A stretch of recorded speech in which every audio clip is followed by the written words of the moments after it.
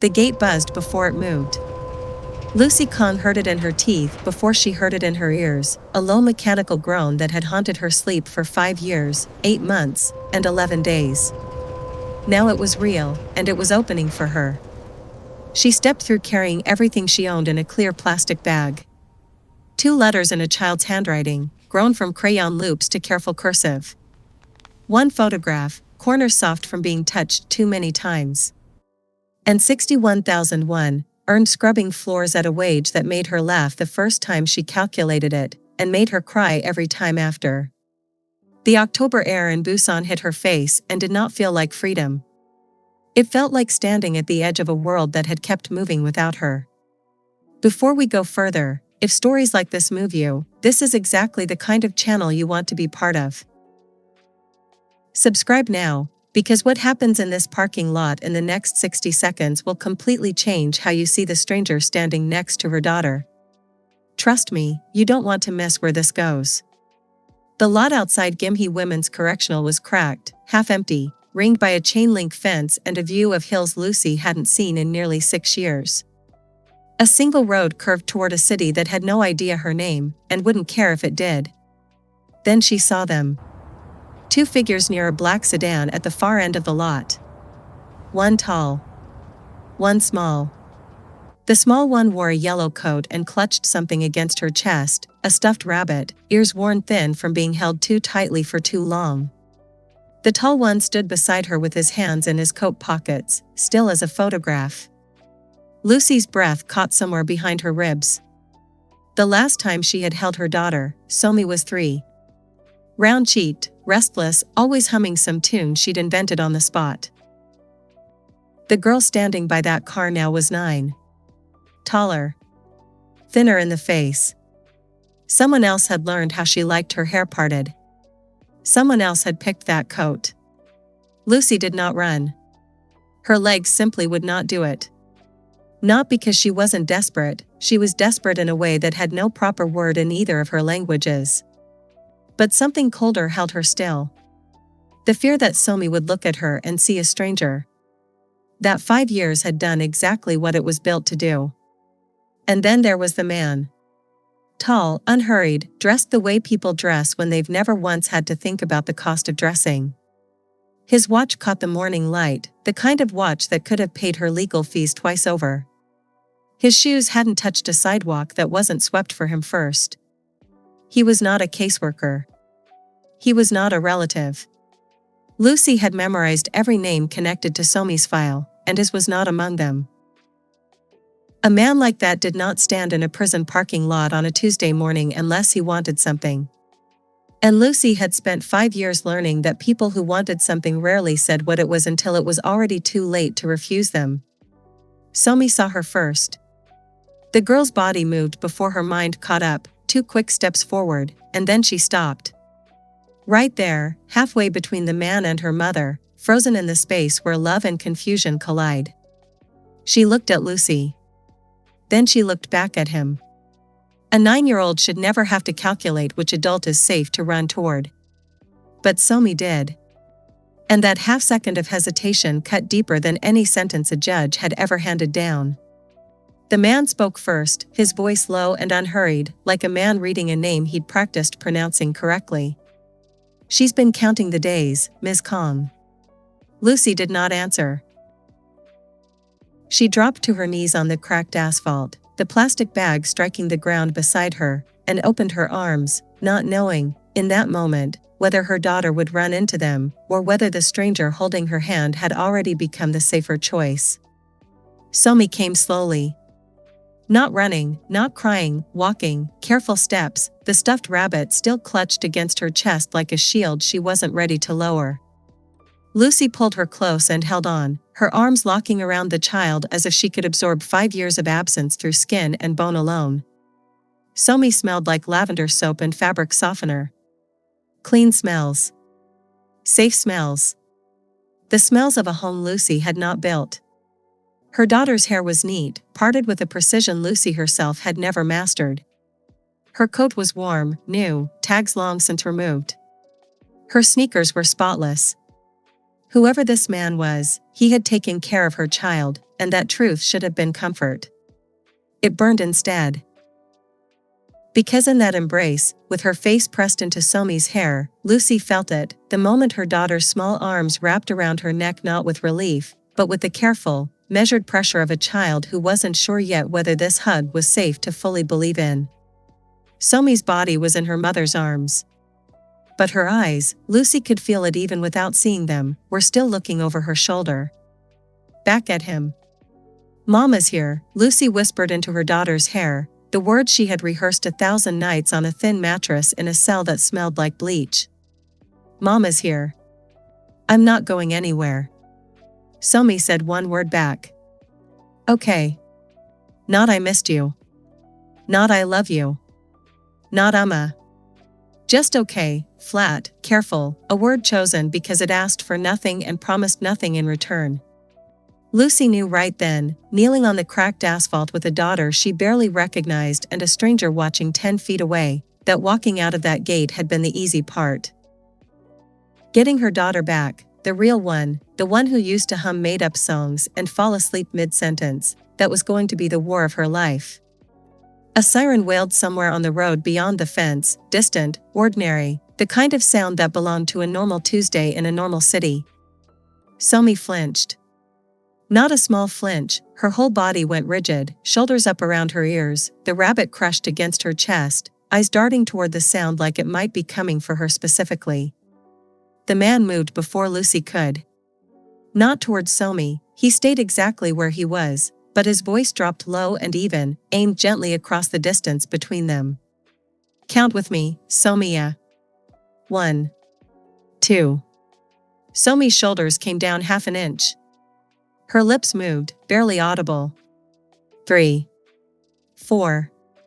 By 7, her breathing had evened out.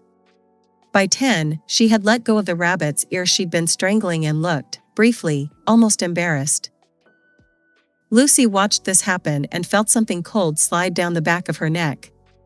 Not gratitude. Not yet. Something closer to dread, the specific dread of watching your child respond to a stranger's voice faster than she'd responded to yours. How many times has he done that before? She thought that he knew exactly how far to count. She stood slowly, keeping one hand on Somi's shoulder, and finally let herself look at him directly. Up close, the details only got worse. The watch had a heavy silver face, brushed steel, the kind of piece that didn't announce its price because it didn't need to. His coat was dark wool, tailored close through the shoulders. Behind him, parked at an angle that suggested the lot belonged to him, sat a black sedan with tinted windows and sold plates. A man like this had no business standing outside a women's correctional facility on a Tuesday morning.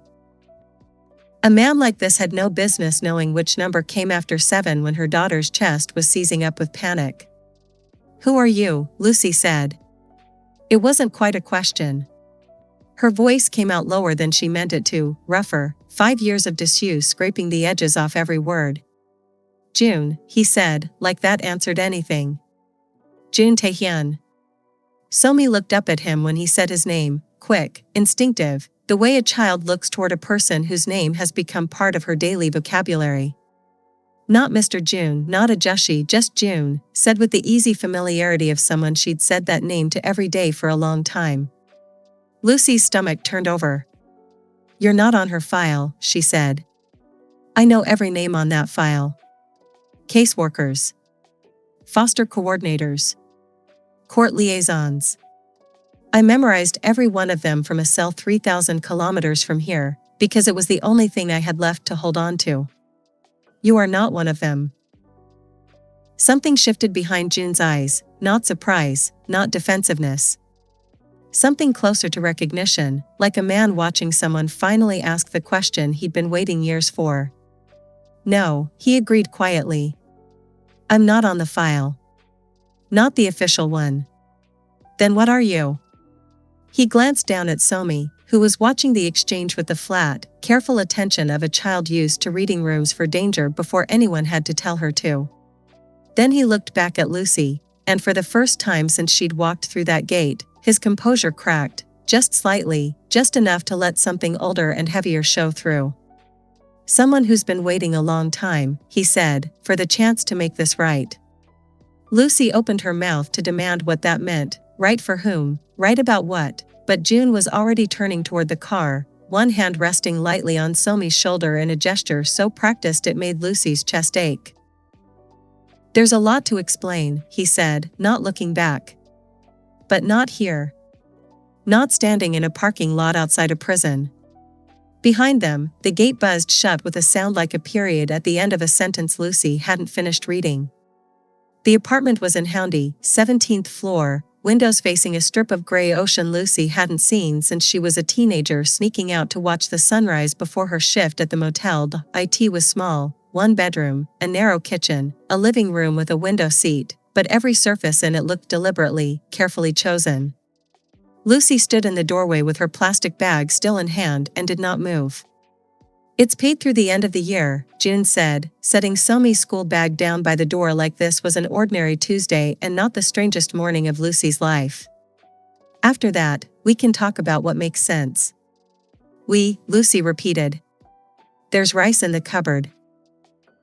Somi likes the barley tea, not the corn, I learned that the hard way. He said it lightly, but something in his face when he said Somi's name made it clear the learning hadn't been light at all. There's a folder on the table. Everything you'll need, parole reporting requirements, the clinic Somi's been going to, her school registration. I didn't want you to walk in blind. Lucy set the plastic bag down slowly, the Polaroid sliding halfway out onto the entryway tile. She looked at the folder on the table, thick, tabbed, organized with a precision that made her hands go cold. She had spent 5 years learning to survive on paperwork nobody else had bothered to keep straight. She recognized careful documentation when she saw it. This wasn't kindness. This was preparation. You've been planning this, she said. For how long? Longer than you'd believe. Somi had already wandered past both of them into the bedroom, pulling open a dresser drawer like she'd done it 100 times before, and Lucy realized with a jolt that her daughter wasn't visiting this apartment. She lived here. Or somewhere like it. This wasn't a temporary arrangement thrown together for a homecoming, this was a life Somi had already been living, one Lucy was only now being allowed to step into. She walked past June into the kitchen, opened the folder, and began reading. Clinic intake forms. A transfusion schedule, every 6 weeks, dated back nearly 2 years. Lab results she didn't fully understand but recognized the shape of, numbers circled in red, notes in a doctor's cramped handwriting about hemoglobin counts and marrow function. Aplastic anemia, she read aloud, her voice flattening.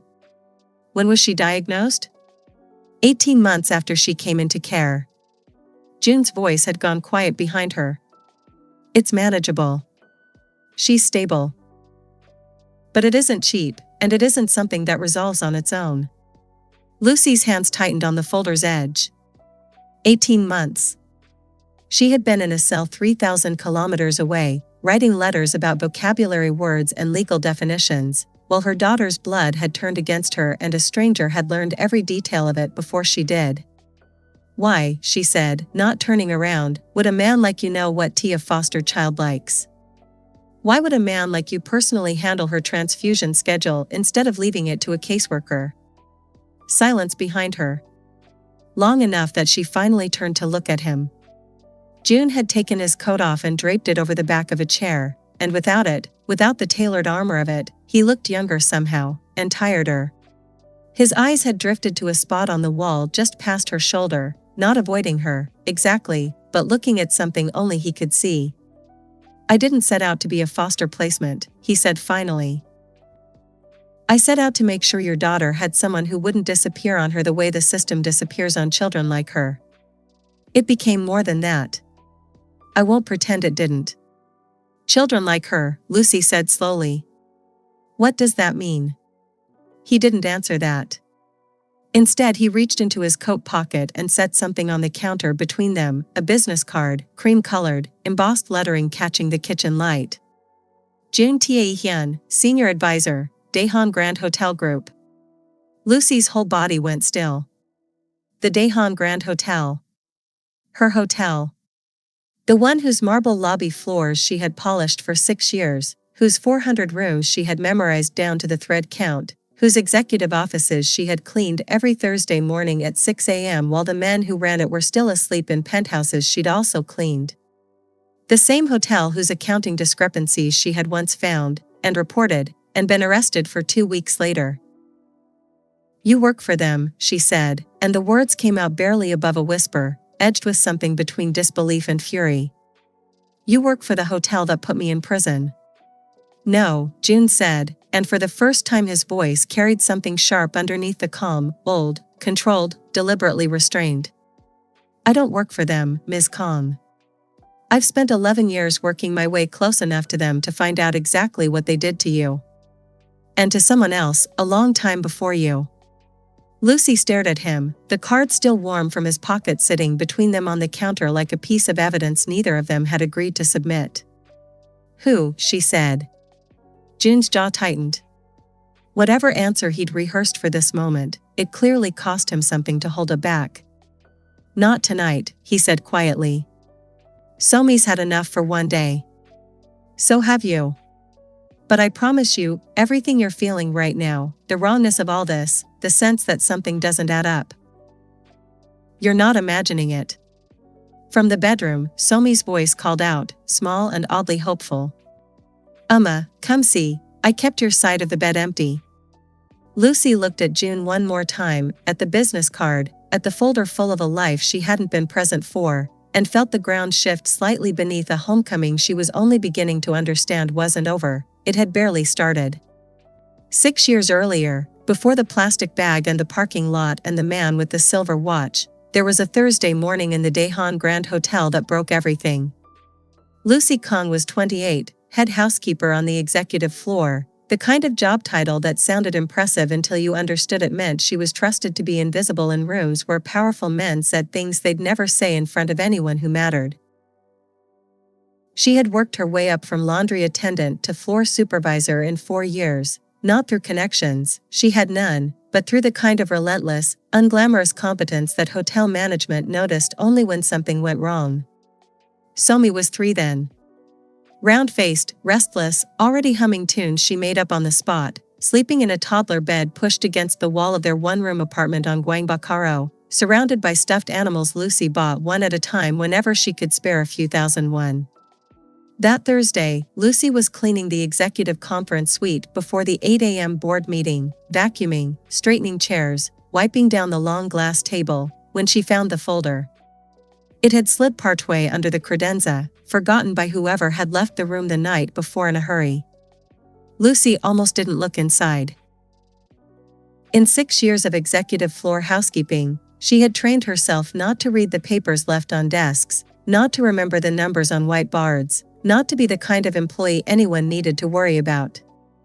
But the folder had fallen open on the floor, and the top page was a wire transfer authorization, and the name at the bottom was one she recognized, Hyun Min Jae, managing director, the founder's only son. The transfer was for 340 million won, routed through a vendor account for renovation consulting services, a company Lucy had never heard of, despite having personally inventoried every renovation contract that had crossed the executive floor for the past 2 years. She should have put the folder back exactly where she found it and said nothing. She knew that even as she kept reading.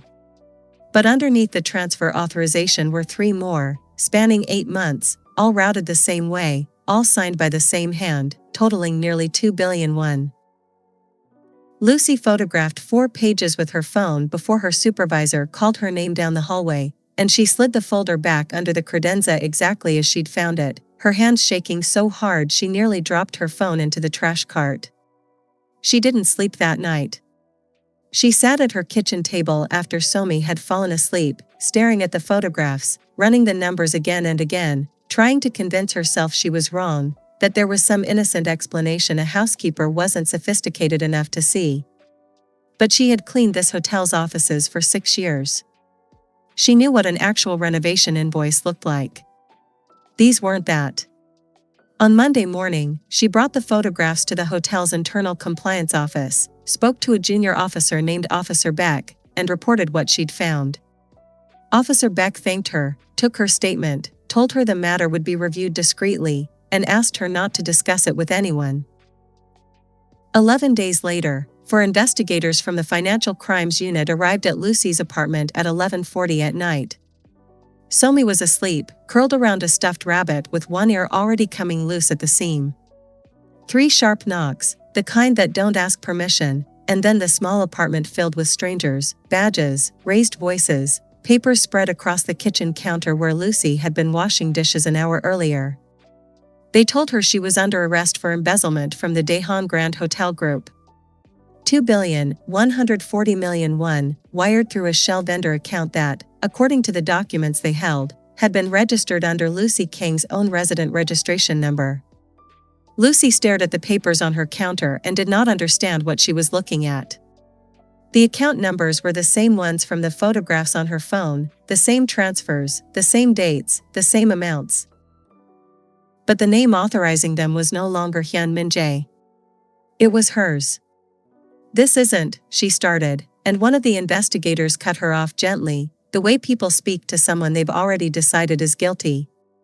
"You can explain everything at the station, Ms. Kong." Somi woke to the sound of raised voices and sat up in bed, rubbing her eyes, seeing strangers in her home and her mother standing in the kitchen with silver cuffs closing around her wrists. She didn't understand. How could she? She was 3. Lucy looked at her daughter across the small room and said the only thing she had left to say. "Amma will come back. I promise." An investigator guided her toward the door. Somi screamed, the kind of scream that has no shape to it yet, just raw terror pouring out of a child too young to make sense of what was happening to the only person in the world who had ever made her feel safe. A neighbor came running. Child Protective Services was called within the hour. Somi was carried out of the apartment 40 minutes after her mother, clutching the one-eared rabbit so tightly the last stitch finally gave way. Lucy Kong did not resist arrest. She did not argue.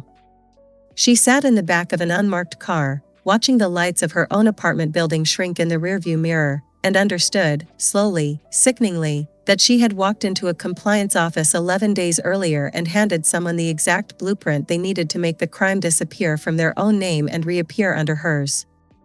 She had reported the theft.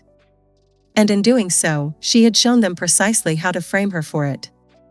The law office of Yunji Park sat above a bakery in Siamayan, 3 flights up a narrow staircase that smelled like sugar and old paper.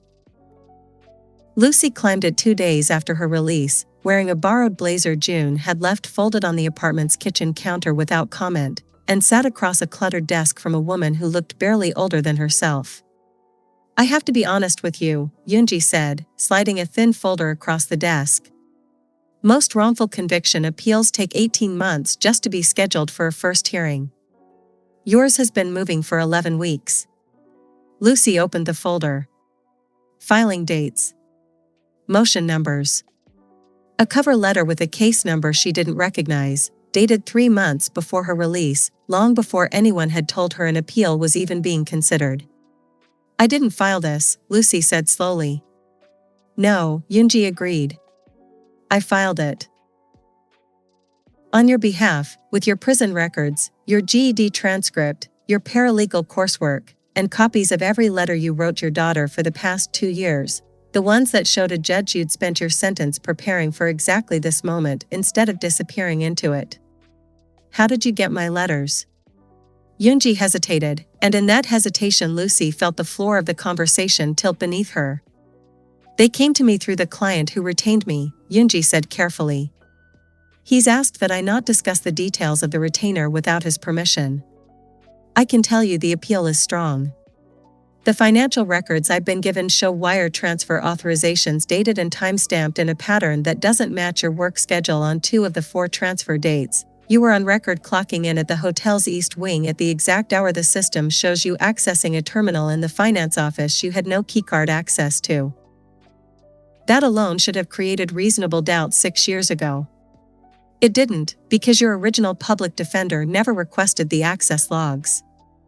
Lucy sat very still, absorbing the fact that somewhere, months before she'd even known an appeal was possible, someone had already found the exact flaw the original trial had missed. "Who retained you?" she said. Yoonji closed the folder gently. "Ask him yourself. He's waiting outside." Lucy found June on the bakery's narrow staircase landing, standing with his hands in his coat pockets exactly as he had in the prison parking lot 4 days earlier, like stillness was a language he'd taught himself out of necessity. "You paid for this," Lucy said. It wasn't a question anymore. "You paid for a lawyer, you built a case, you found evidence my own defense never bothered to look for." "Why?" "Because someone should have done it the first time," June said. "And no one did." "That's not an answer." "That's a sentence that sounds like an answer." Lucy's voice climbed, sharper than she intended, 6 years of controlled anger finally finding a crack to escape through. "I don't know you. I didn't ask for this. I walked out of that gate with 61,001 and a plastic bag, and somehow you already had an apartment, a lawyer, my daughter's medical history, and a legal strategy my own attorney never found in 5 years. That is not generosity, Mr. June. That is a man who has been planning something for a very long time, and I would like to know what." June was quiet for a moment, looking past her down the staircase toward the street, where the bakery's exhaust fan pushed the smell of fresh bread out into the cold afternoon air. "You found the same transfers I found," he said finally. 11 years ago. Different amounts, different account structure, but the same signature move, bury the theft under someone replaceable, someone whose word would never outweigh a director's. It worked on you because it had already worked once before, and no one connected the two, because the first time it happened, the woman it happened to didn't live long enough to appeal. Lucy felt something cold settle into her stomach. What woman? June's jaw worked once, like he was physically holding something back that had wanted out for a very long time. "Not today," he said. "You have a hearing to prepare for. I won't hand you a second grief while you're still standing in the middle of your own. That's not your decision to make." "No," he agreed quietly. "It's not. But I'm making it anyway, because I've had 30 years to learn exactly how much a person can carry before something in them breaks, and I am not interested in finding out where yours is." He turned to go down the stairs, and Lucy, standing on the landing with the smell of sugar and old paper thick in the air around her, understood with sudden, unwelcome clarity that whatever this man was protecting her from wasn't only her story. It was his. Lucy spent 3 nights after the meeting with Yoonji not sleeping, sitting at the small kitchen table in the Houndy apartment with Somi's tablet borrowed and a search bar glowing in the dark. June Tae-hyun, Senior Advisor, Daehan Grand Hotel Group. The public record was thin in a way that felt deliberate. A handful of business articles from the past decade, always the same 3 or 4 sentences repeated: hospitality consultant, credited with turning around 2 failing regional properties, notoriously private, declines interviews. No university listed. No hometown mentioned. A LinkedIn profile with a work history that began, cleanly and abruptly, at age 23, as if the first 2 decades of his life had simply been redacted. Lucy had spent 5 years learning to read what wasn't written as carefully as what was.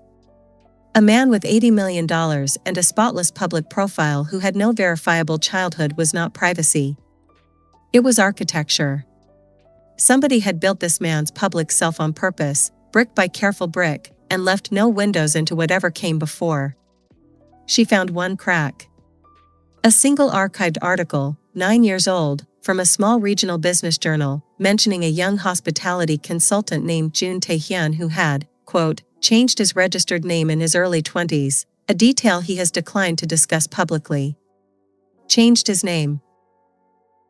Lucy sat back from the screen, her pulse loud in her own ears, and thought about the way Somi said his name with the easy familiarity of a child who'd said it every day for 2 years, and the way he had known exactly how far to count to bring her daughter back from a panic attack in a prison parking lot, and the way his composure had cracked, just slightly, every single time someone asked him why. The next morning, she took Somi to the Gukch market for the first time since her release. Somi's idea, a small insistence that this was something they used to do together, though Lucy had no memory of it, another piece of her daughter's life built in the years she'd been gone. They were 3 stalls deep into the produce section when an old woman selling dried anchovies straightened up from her stool, squinted at Somi, and then at the tall figure trailing a respectful few steps behind them, and her whole face changed. "Dahlia's boy," the woman said, loud enough that 2 other vendors turned to look. "I haven't seen you down this row in years. Look how tall you've gotten, and here I thought you'd never come back to this market again after everything." June's expression did something Lucy had not seen it do before, not the careful stillness, not the controlled calm, but a flicker of genuine, unguarded alarm, gone almost as fast as it appeared. "Helmoni," he said, his voice a half-tone higher than usual, "you're mistaking me for someone else." "Am I?" The old woman's eyes narrowed, sharp despite her age, moving from June to Lucy with open curiosity. "I washed sheets in the hotel laundry for 30 years, boy. I know your mother's face when I see it wearing a man's shoulders. You've got her exact nose. Broke my heart when they took her, and broke it worse when she never came home." "Helmoni, please," June said, quieter now, something pleading underneath the words that Lucy had never heard from him. "Not here." The old woman studied him a moment longer, then seemed to understand something in his face that made her soften, patting his arm once with a wrinkled hand. All right, I'll say nothing more." She turned back to her anchovies, muttering half to herself, "Dahlia's boy, all grown up and pretending he isn't." Lucy stood very still, Somi's hand warm in hers, watching June's face reassemble itself back into something composed, something private, something that had clearly spent years learning how to do exactly that on command. "Who is Dahlia?" Lucy asked, once they were 3 stalls away and Somi had wandered ahead toward a stall selling fish cakes, out of easy earshot. June didn't answer immediately.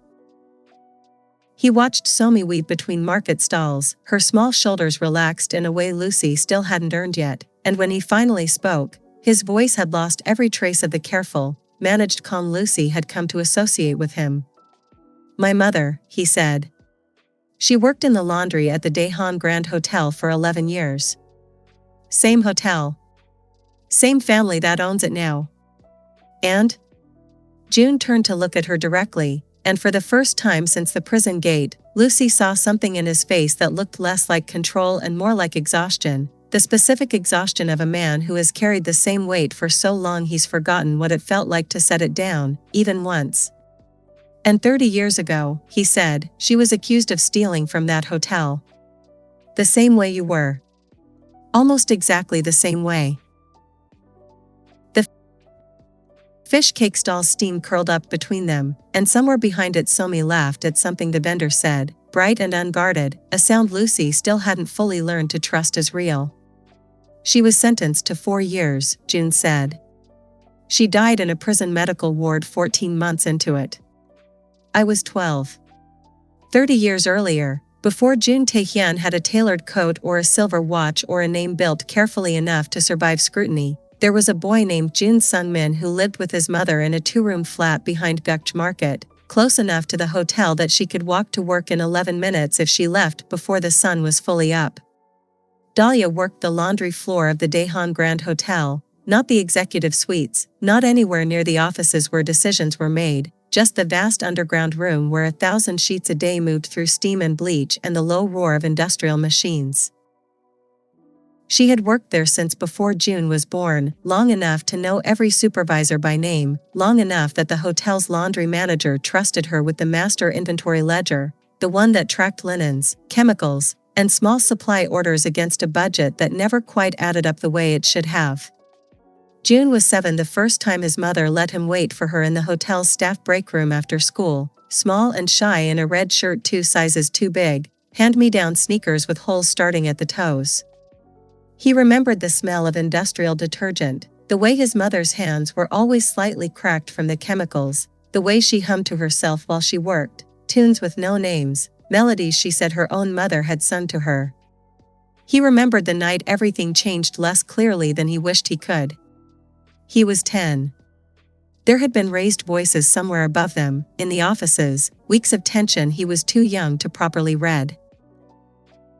His mother had come home one evening with a folder she wasn't supposed to have, supply order discrepancies she'd flagged to her supervisor, chemical purchase records that didn't match what actually arrived on the loading dock, invoices padded by amounts too small for any one person to notice, but large enough, multiplied across years, to matter enormously.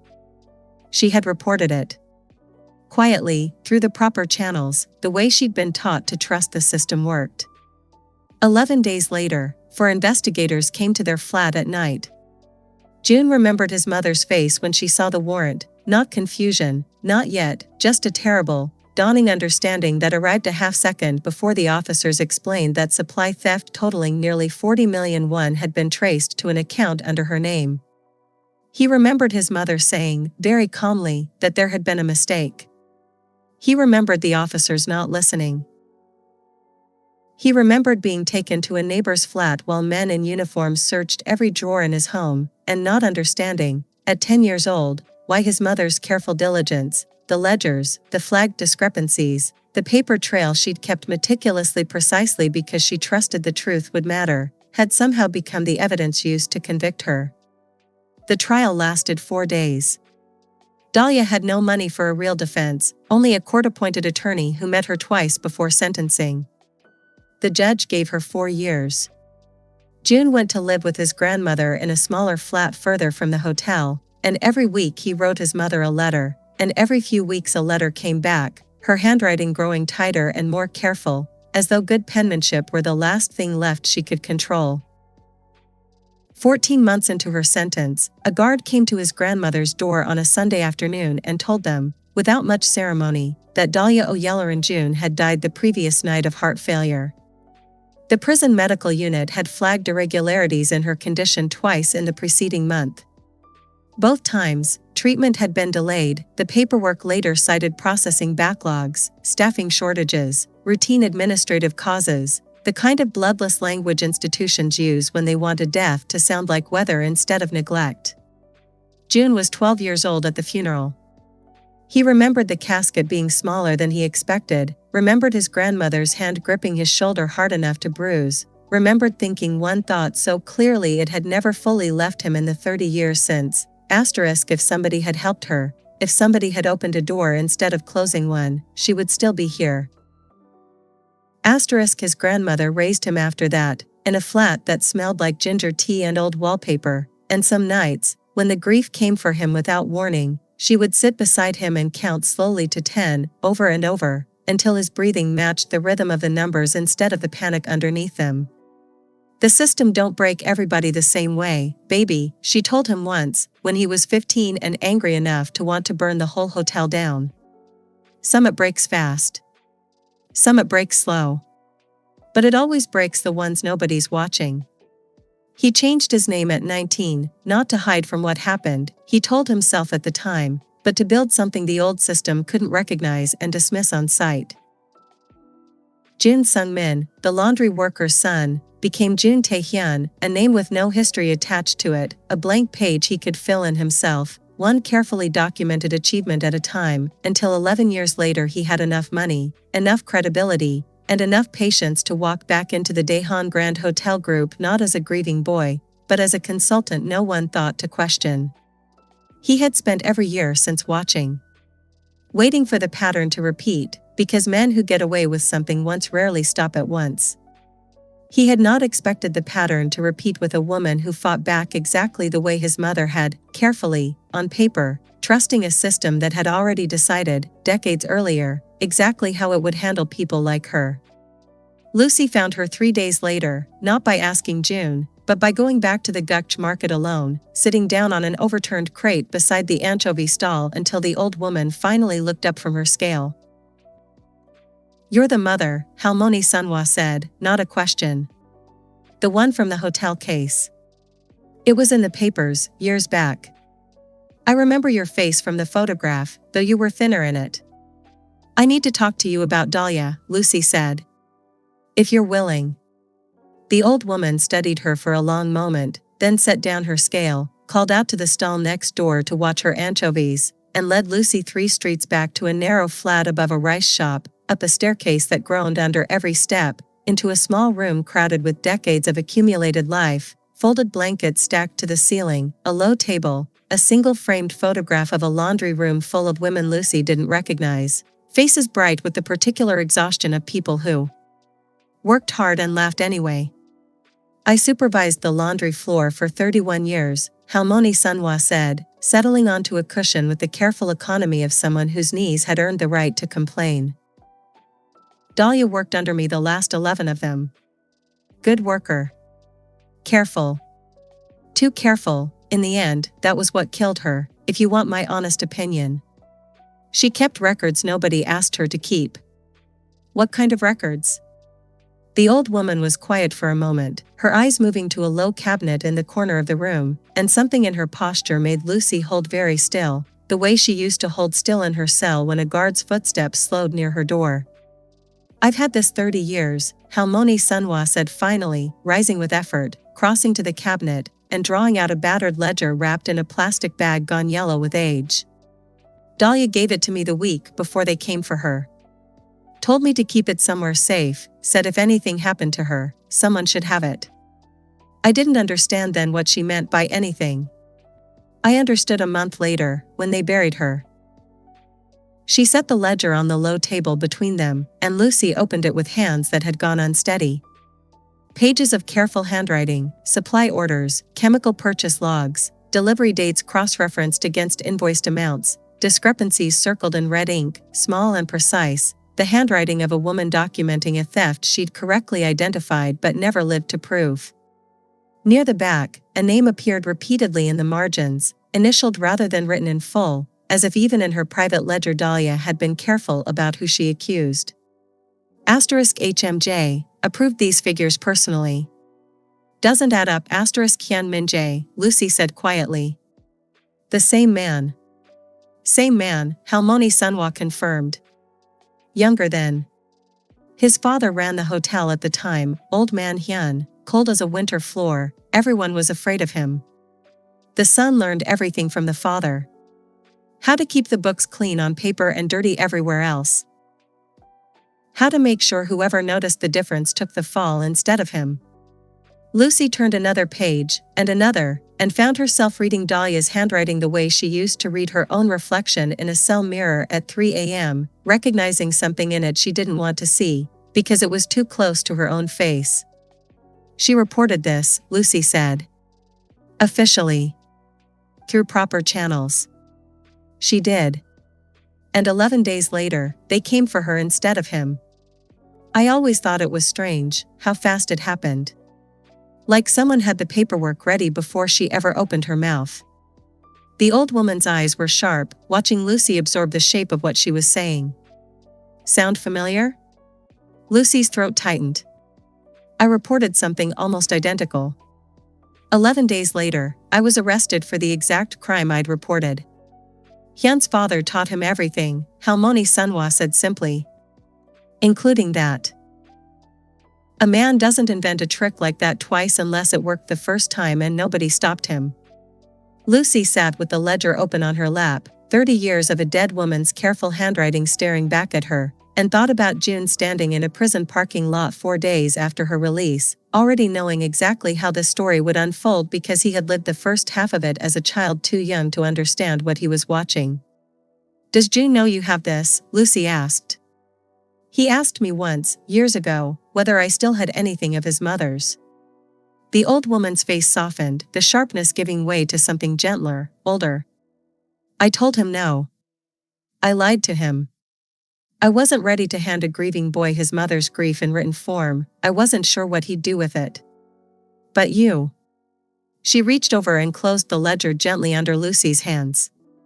You're not grieving the same way he is. You're still fighting. Maybe it's time this ledger helped someone win, instead of just proving, 30 years too late, that someone lost. Lucy looked down at the worn plastic bag, the fragile pages inside it, and understood that she was holding the one piece of evidence capable of connecting 2 frame-ups across 3 decades, and that whether she showed it to June at all was a decision that would change everything about what happened next. Lucy waited until Somi was asleep before she set the ledger on the kitchen table. its yellowed plastic bag catching the light from the single lamp June always left on in the living room when he stayed late reviewing files. She heard him come in around 10, keys in the door, the particular quiet of a man who had learned to move through spaces without disturbing them. He saw the ledger before he saw her face, and Lucy watched something in him go very still. "Where did you get that?" he said. Not a demand. Barely above a whisper. "Halmoni Sunwa," Lucy said. "She's had it 30 years. Your mother gave it to her the week before they arrested her." June didn't move toward the table. He stood in the doorway of the apartment he'd furnished for a woman he barely knew, staring at a ledger he'd spent 11 years searching for without ever asking the one person who'd had it the entire time, and something in his composure, the careful, managed calm Lucy had watched him wear like a second coat since the prison gate, finally, visibly, broke. "I asked her once," he said quietly. "Years ago. She told me she had nothing. She said she wasn't ready to hand a grieving boy his mother's grief." Her words, not mine. Lucy pulled out the chair across from her own, not quite an invitation, more an acknowledgement that this conversation was not going to happen with him standing in a doorway. "Sit down, June. I think it's time you told me all of it. Not the pieces. All of it." He sat. For a long moment he said nothing, his hands resting on the table on either side of the ledger without touching it, like a man afraid of what he might feel if he did. "My mother reported an embezzlement scheme run by Hyun Min-jae's father," he said finally. 11 days later, she was arrested for it.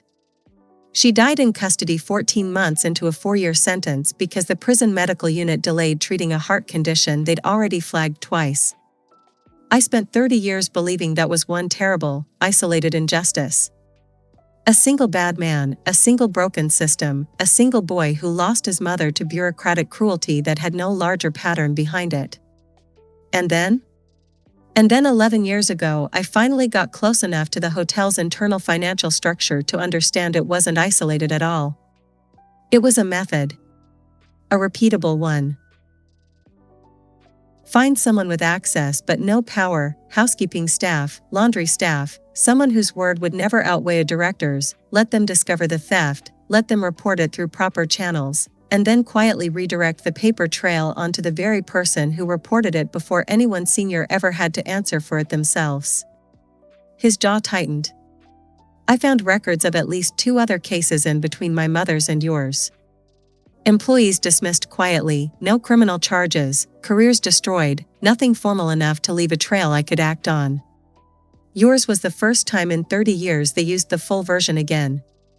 Criminal charges. A real sentence. I think they got arrogant. I think Hyun Min-jae believed 30 years of getting away with it meant he never had to be careful again." Lucy sat with that, feeling the shape of her own arrest settle into a much larger, much colder architecture than she had let herself imagine. "So I wasn't unlucky," she said slowly. "I wasn't caught in some unfortunate coincidence.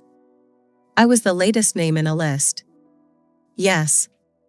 And you knew that. The moment you found my case in whatever records you were searching. You knew exactly what had happened to me before I even walked out of that gate." "Yes. And you didn't tell me. You built me an apartment and hired me a lawyer and taught my daughter to count to 10 during panic attacks, and in 5 days of knowing you, you never once said the words 'This happened to my mother too.'" June's hands finally closed around the edge of the table, knuckles pale. "Because the moment I say it out loud, it stops being a private grief I've carried for 30 years and becomes public evidence in a case that could destroy the only family the hotel's remaining staff have ever known, good people, hundreds of them, whose jobs depend on that company surviving whatever comes out of this. Because the moment I say it out loud, my name changes from June Tae-hyun, consultant, back into June Sung-min, the laundry worker's son, and every door I spent 11 years building myself through closes at once. Because it's easier to protect me from a distance than to actually stand next to me and be seen," Lucy said quietly, finishing it for him. "You've been doing that your whole life, haven't you? Helping people from just far enough away that it never actually costs you anything real." The words landed harder than she'd intended, and she watched them land, watched something flinch behind his eyes that had nothing to do with anger and everything to do with recognition. Neither of them heard the bedroom door open. Somi stood in the hallway in her pajamas, rabbit clutched against her chest, eyes moving between the two adults at the table and the strange, heavy silence hanging over it. How long were his name and your mama's mama connected? Somi asked, in the careful, precise way she asked questions she'd clearly been turning over alone in the dark, unable to sleep through voices she'd only half understood. Is that why you never told me why we live here? Is that why you count with me? June closed his eyes briefly. When he opened them, he looked at Somi with an expression Lucy hadn't seen on him before, not the careful composure, not the managed calm, but something raw and unguarded and entirely without armor. Yes, he said simply. That's why. Somi crossed the room slowly and climbed into the empty chair between them, setting the rabbit down on the table like a small, worn witness to the conversation, and looked between her mother and the man who had raised her for 2 years without asking her a single question of his own. Then I think, she said, with the blunt clarity only a 9-year-old could manage, you should both stop protecting each other from far away, and just tell each other everything. Hyun Min-jae found out about the reopened investigation on a Tuesday afternoon, the way he found out about most things that threatened him, through someone who was supposed to be loyal and wasn't, quite. Officer Beck, now a senior compliance director, had spent 6 years quietly grateful that a housekeeper's arrest had ended a matter that could have ended his own career instead. When Yoonji Park's office requested archived compliance records under Lucy Kang's case number, the request crossed his desk before it reached anyone else's, and 40 minutes later, so did a phone call to Hyun. She's filed an appeal, Beck said, keeping his voice low even though his office door was closed. Access logs, the ones your father made sure never went in front of the original judge. If someone pulls those now, who's funding it? Hyun said. His voice, on the other end of the line, was calm in the particular way of a man who had built an entire life on staying calm exactly when it mattered. The filing lists the Bridge Home Legal Aid Trust as retainer. I looked into it. It's a shell, one donor, anonymous, routed through 3 holding accounts before it lands anywhere traceable. Hyun was quiet for a moment. When he spoke again, something in his voice had gone colder. Find out who. It took his people 4 days. When the answer came back, Jun Tae-hyun, senior advisor, 17 years inside the company's closest circle of trusted consultants, the man who had personally overseen the last 2 hotel acquisitions, Hyun sat alone in his office for a long time, turning the name over, running it back through 11 years of memory, trying to place where he'd first heard it. He remembered, eventually. A laundry supervisor's son. A name from 30 years ago that his father had mentioned exactly once, late at night, half drunk, in the particular tone men use when they're confessing something they intend to never mention again. Asterisk, there was a boy. Don't worry about the boy. Boys forget. Asterisk, Hyun had not, in 11 years, once suspected that the calm, exacting, endlessly useful consultant sitting 3 offices down from his own had been that boy the entire time, watching, waiting, building himself into exactly the kind of man the company would never think to question. He moved fast, the way men do when they realize a threat has already been inside the walls for over a decade. Within a week, an anonymous complaint reached Somi's guardianship caseworker, alleging that her current placement, informal, undocumented beyond the original foster arrangement, involved undisclosed conflicts of interest given Jun's employment history with a company connected to her biological mother's criminal case. The complaint requested an emergency review of guardianship status pending investigation. The caseworker, a tired, overworked woman named Ms. Cho who had never met Jun in person and had no reason to doubt a formally filed concern, scheduled an emergency hearing for the following week and, per standard protocol, flagged Lucy's parole status for review given the sudden legal complexity surrounding her daughter's custody arrangement. Lucy learned about both at once, standing in the Houndy apartment's small kitchen, a letter in each hand, one from Somi's caseworker, one from her parole officer requesting an unscheduled check-in, and felt the particular vertigo of watching a life she'd only just begun rebuilding threaten to come apart at both ends simultaneously. They're going to use the guardianship complaint to argue I'm an unfit person to remain in your daughter's life, June said, reading over her shoulder, his voice flat in a way that told Lucy he'd expected this, or something like it, for longer than he was admitting. And they're going to use my presence in your life to argue your parole conditions are compromised, unstable housing, undisclosed relationships, whatever language sounds official enough to trigger a violation review. Can they do that? They can try. Whether it holds up is a different question. But an emergency review doesn't need to hold up long-term to do damage, Lucy. It just needs to happen fast enough to separate you and Somi again before the appeal on your original conviction ever reaches a courtroom. If they can get a parole violation on record, even a minor one, it undermines everything Yoonji is building toward the larger case. Lucy set both letters down on the counter, her hand steadier than she expected, 5 years of prison having taught her, if nothing else, how to hold panic at a careful distance while she thought. Then we stop being careful, she said. You've spent 30 years protecting your name by staying invisible. I spent 5 years protecting my daughter by staying quiet and hoping the system would eventually be fair. Neither of those things worked.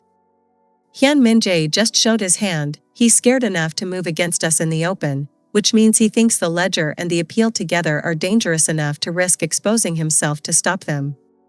What are you suggesting? Lucy picked up her parole letter again, reading the emergency check-in date circled at the top, and felt something settle into place inside her that had been missing since the moment she'd walked through that gate. Not hope, exactly, but its harder, more useful cousin, resolve. I'm suggesting we stop waiting for the appeal hearing to bring everything into the light, she said. I'm suggesting we bring the ledger, and Halmoni Sunhwa, and every access log Yoonji has found, to the emergency guardianship hearing itself. Let them try to use Somi as a weapon against us in the same room where we prove exactly what her family has been doing to people like us for 30 years. June looked at her for a long moment, something shifting behind his eyes, recognition, maybe, of a woman who had learned exactly how to fight from the inside of a cell he'd only ever watched from the outside. That hearing is in 5 days, he said. Then we have 5 days, Lucy said, to make sure that when we walk into that room, we're not the ones on trial. The hearing room was smaller than Lucy expected, a family court chamber with fluorescent lighting and rows of plastic chairs, nothing like the marble lobby of the hotel that had once employed her. It felt strange to think that a room this ordinary could decide something this large. Ms. Cho opened with the complaint, reading it aloud in the flat, procedural voice of someone who had read 100 complaints just like it and had no particular investment in this one turning out any specific way. Undisclosed conflict of interest. Guardian's employment history connected to biological mother's criminal case. Recommendation for emergency reassignment pending full investigation.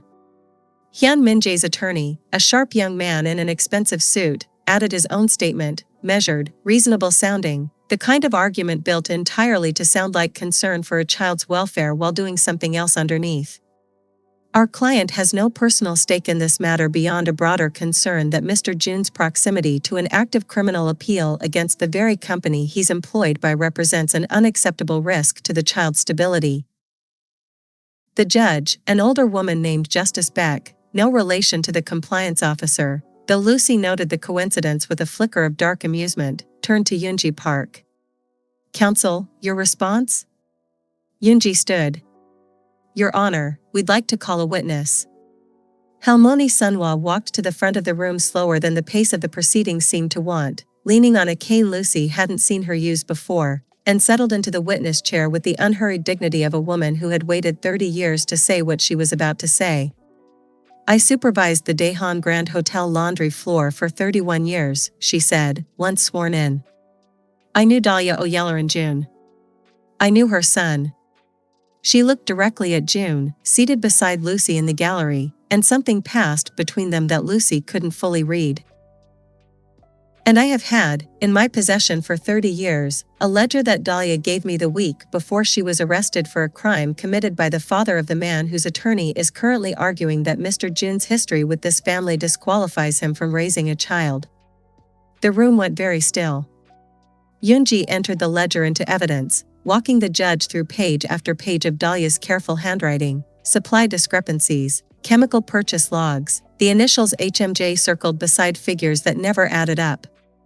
Then she laid, beside it, the access logs from Lucy's own case, the ones the original public defender had never requested, showing Lucy clocked into the hotel's East Wing at the exact hour the prosecution's evidence claimed she'd been accessing a finance terminal she had no keycard clearance to reach.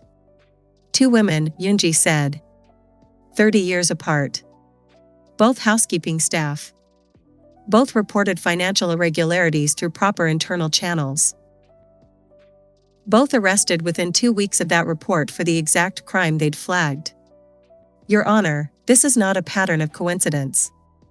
This is a documented method. Hyun's attorney rose to object, but Justice Beck held up a hand, her eyes still on the ledger in front of her, and something in her expression had shifted from procedural patience into something sharper.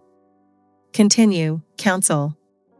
Yoonji called her final witness, a nervous, gray-haired man Lucy didn't recognize, introduced as Mr. Song, formerly personal assistant to Hyun Min-jae's late father for 22 years.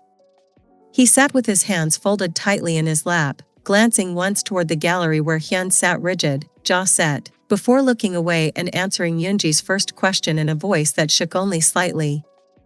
I typed the original transfer authorizations, he said. Both times. 30 years ago, and again 5-6 years back. Mr. Hyun the elder taught his son everything, how to move money through vendor shells, how to make sure whoever found it took the blame instead of him. He swallowed hard.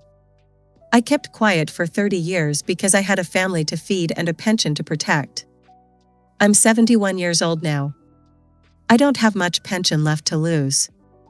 Are you saying, Yoonji asked carefully, that you have direct knowledge Hyun Min-jae personally authorized the transfers used to convict Ms. Kong, using the same method his father used against Dahlia O'Yellerin June 30 years earlier? Mr. Song looked, finally, directly at Hyun. Something in his tired face suggested this was a debt he'd been carrying far longer than he wanted to. Yes, he said. I typed the paperwork myself. Both times. The room erupted into a low murmur that Justice Beck silenced with a single sharp tap of her gavel. Hyun's attorney stood, said something about needing a recess, but his voice had lost the smooth confidence it carried 20 minutes earlier, and Hyun himself sat utterly motionless, staring at the ledger on the evidence table like a man watching 30 years of careful architecture collapse in real time. Lucy felt Somi's hand find hers under the gallery bench, small fingers gripping tight, and looked over to find June watching the proceedings with an expression she'd never seen on him before, not the careful composure, not the managed calm, but something that looked, for the first time since the prison gate, almost like relief. This hearing, Justice Beck said finally, closing the folder in front of her, was convened to review a guardianship complaint. It has instead surfaced evidence relevant to a pending criminal appeal and possibly a new criminal investigation entirely. I am dismissing the guardianship complaint in full. I see no conflict of interest here worth this court's concern, only a family that has been failed twice by the same institution and is finally being given the chance to say so in a room that has to listen. She looked toward Hyun, her expression unreadable. Mr. Hyun, I'd advise you retain separate counsel for what comes next. This court is referring the ledger and Mr. Song's testimony to the Financial Crimes Prosecutor's Office immediately. The appeal hearing came 3 weeks later, and by then the outcome felt almost like a formality, though Lucy's hand still shook through every minute of it. Justice Beck's referral had moved fast, faster than Lucy had believed a system that once destroyed her life in 11 days could move in her favor. The Financial Crimes Prosecutor's Office, presented with Mr. Song's testimony, Dahlia's ledger, and a fresh forensic review of the access logs Lucy's original defense had never requested, filed formal charges against Hyun Min-jae within 9 days, embezzlement, fraud, and, in a detail that made Lucy sit down hard on the apartment floor when Yoonji called to tell her, obstruction charges connected to evidence tampering in a case now 30 years cold, reopened because a dead woman's careful handwriting had finally been believed. Hyun was arrested at the hotel's own executive entrance, the marble lobby Lucy had once polished on her hands and knees, led out past a front desk staffed by people who had worked under him for years and said nothing as he passed, their silence its own kind of verdict. Lucy's conviction was vacated the following Thursday. The judge who overturned it, not Justice Beck, a different courtroom entirely, formal and echoing, read the ruling in the flat legal language such rulings are always read in, but Lucy heard, underneath the language, 6 years of her life being handed back to her, incomplete and imperfect and years too late, but hers again. She did not cry in the courtroom. She had promised herself, somewhere around year 3 of her sentence, that she would not cry the day this finally happened, because crying felt like giving the years that had been taken one more thing they didn't deserve. She cried outside, on the courthouse steps, where Somi was waiting. Her daughter ran to her, not the careful, measured walk of the prison parking lot 6 months earlier, but a full, unrestrained run, arms wrapping around Lucy's waist and holding on the way a child holds on when she has finally, fully decided the person she's holding is not going anywhere. June stood 10 feet back, hands in his coat pockets, watching the way he had watched from a careful distance for 2 years, making sure Somi was safe, making sure the system did not swallow another child the way it had swallowed him.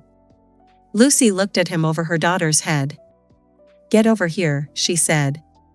Something in June's face shifted, the first genuine, unguarded smile Lucy had seen on him in 6 months of knowing this careful, controlled man. Not the practiced calm he wore like armor. Something looser. Something that looked, finally, like a grief that had found somewhere to set itself down. He crossed the 10 feet between them, and Somi reached out one arm to pull him into the embrace without letting go of her mother, and the 3 of them stood on the courthouse steps in the thin autumn sunlight, a woman whose name had finally been given back to her, a man who had spent 30 years turning grief into patience, and a girl who had stopped, at last, calculating which adult was safe to run toward. Hyun Min-jae's parentage of the hotel's founding family did not save him from prosecution, but his fall did something Lucy hadn't expected. It opened the door, finally, publicly, for the truth about Dahlia Oyelloran-June to surface without June having to be the one to force it into the light. The hotel's remaining executive board, eager to distance itself from the scandal, commissioned an internal review that confirmed everything the ledger had already proven.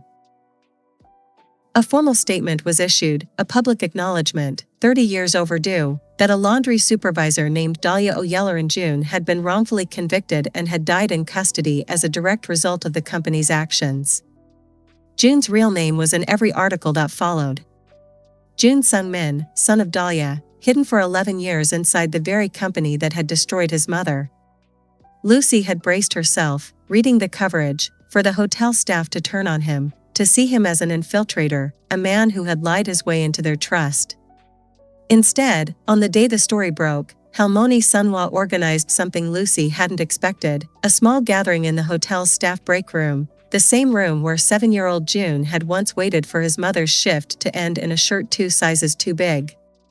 24 laundry and housekeeping staff, some of them old enough to have known Dahlia personally, most of them young enough to only know her name from the ledger now, gathered to say, in their own quiet way, that they remembered her, and that they were glad her son had finally come home to say so out loud.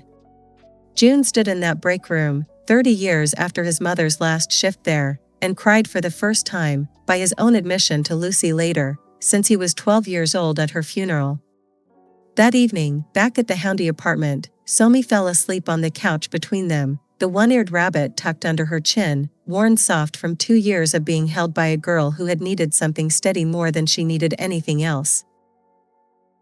Lucy looked across the couch at June, at the quiet, exhausted relief on his face, and understood that whatever this was becoming between them, not quite family yet, not quite anything with an easy name, had been built, brick by brick, out of the same careful patience that had once nearly cost them both everything.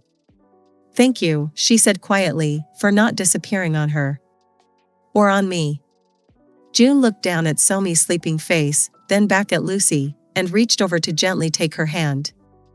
"I told myself for 30 years I was watching from a distance because it was safer," he said. "I don't want to do that anymore." 1 year later, on a Tuesday morning in October, Lucy Kong stood outside the gates of Gimhae Women's Correctional Institution. The same gate, the same cracked parking lot, the same chain-link fence, the same two-lane road leading toward a city that did not know the names of the women who passed through those walls. But Lucy was not walking out this time. She was standing at the gate, waiting, holding the hand of a 6-year-old boy named Miho, whose mother was scheduled for release at 9:15.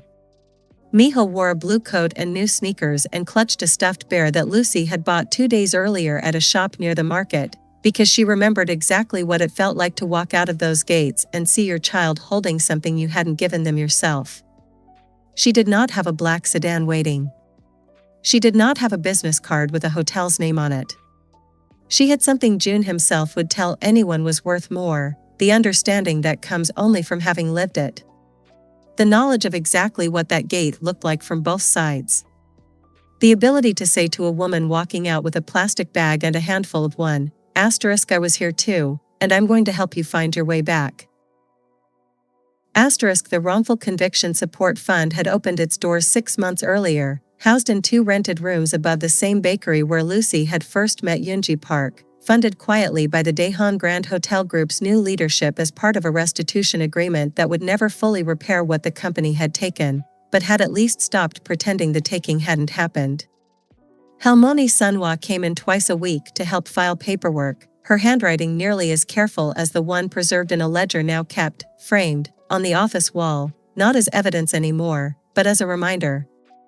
June ran the legal side, still careful, still precise, but no longer hiding behind a name built to have no history. Somi, 10 now, taller, steadier, came by after school most days to help stuff envelopes, and had recently started asking Lucy detailed questions about becoming a lawyer herself one day, questions Lucy answered as honestly as she could, given that she was still, in many ways, learning the answers alongside her. The gate buzzed. Miho's small hand tightened in Lucy's. A woman stepped through, carrying everything she owned in a clear plastic bag, blinking against sunlight her eyes had forgotten how to hold. Lucy knelt down to Miho's level. "That's her," she said gently. "Go on. She's been waiting a long time to see you." She watched the boy run, not the careful, hesitant walk Somi had once managed across a different parking lot, but a full, unrestrained sprint, and watched his mother drop to her knees on the cracked asphalt the exact same way Lucy once had, arms open, 5 years of absence collapsing into a single embrace. Lucy stood back and let them have the moment. That was the job, she had learned. Not to insert herself into someone else's reunion, but to make sure, this time, no one walked through that gate into a world that had already decided, before she even stepped outside, exactly what kind of woman she was. A single mother walked out of a prison gate. A stranger was waiting for her daughter. But he wasn't really a stranger, he was a boy who had once stood at a different gate, 30 years earlier, waiting for a mother who never came home. This story is fiction. But the pattern it's built on is not in South Korea, and in wrongful conviction cases worldwide, employees in low-power positions, housekeeping, laundry, custodial staff, remain disproportionately vulnerable to exactly this kind of institutional retaliation, report wrongdoing through proper channels, and become the most convenient person to blame for it. Studies on wrongful conviction consistently show that defendants without private legal counsel are significantly more likely to be convicted, and significantly less likely to have exculpatory evidence, like access logs, like time-stamped records, properly investigated before trial. Aplastic anemia and other rare blood disorders in children carry lifetime treatment costs that can run into the hundreds of thousands of dollars, even in countries with national health coverage. Once specialized transfusion schedules, bone marrow monitoring, and emergency care are factored in, a financial burden that falls hardest on single-income households already stretched past their limit. And children separated from incarcerated parents face measurably higher risks of anxiety disorders, school disruption, and long-term family instability, a cycle that does not break on its own. It requires someone willing to stand at the gate. If this story moved you, subscribe, like, and share it, not for me, but for the Lucis and the Somas and the Junes out there who deserve to have their stories heard. If you or someone you know has been affected by wrongful conviction or the incarceration of a parent, resources are linked in the description below. See you in the next one.